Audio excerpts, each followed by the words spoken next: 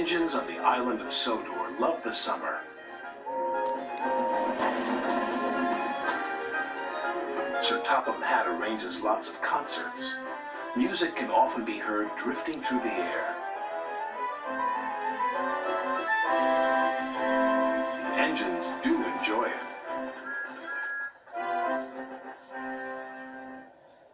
One morning, the engines were very excited. Alicia Bhatti, the famous singer, was coming to the island of Sodor. "She's a coloratura," said Gordon importantly.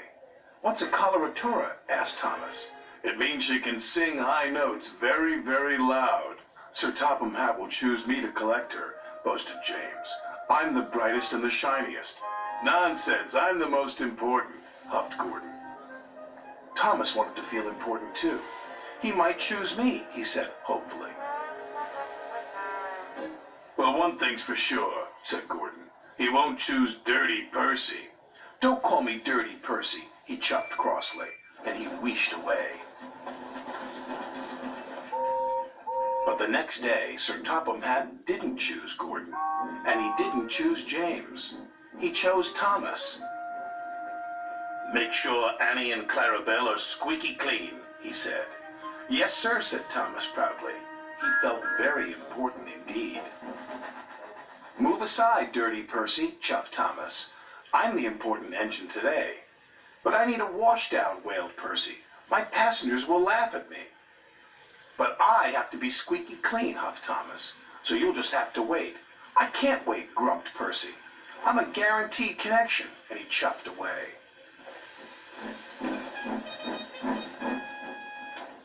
Soon Thomas was shiny and squeaky clean. He felt more important than ever. But as the workers coupled Annie and Clarabelle, they heard a strange sound. "What's that?" asked Thomas anxiously. His driver quickly oiled Annie and Clarabelle's undercarriage. "That should take care of the bothersome squeak," he said. On the way to the docks, Thomas heard the squeak again. He was worried. It didn't sound like his squeaky clean squeak. Thomas squeaked noisily into the quayside, where Alicia Bhatti was waiting. Sir Topham Hatt held Clarabelle's door open when, "A mouse!" Alicia Bhatti screamed. And she screamed, and she screamed, and she screamed. She screamed so loud and so long that windows broke all over town.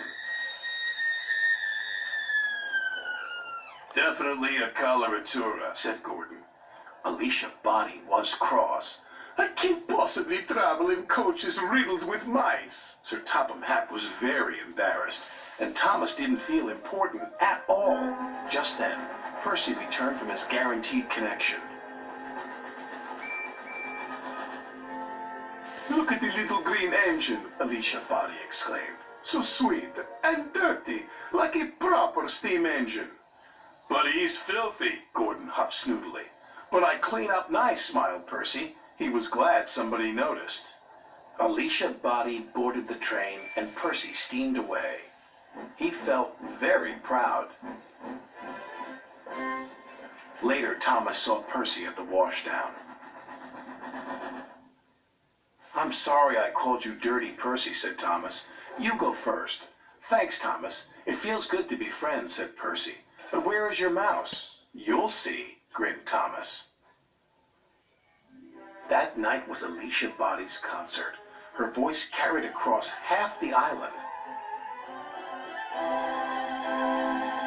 Sir Topham Hatt had made the little mouse her very own home in the corner of Tidmouth Sheds, and Thomas named her Alicia.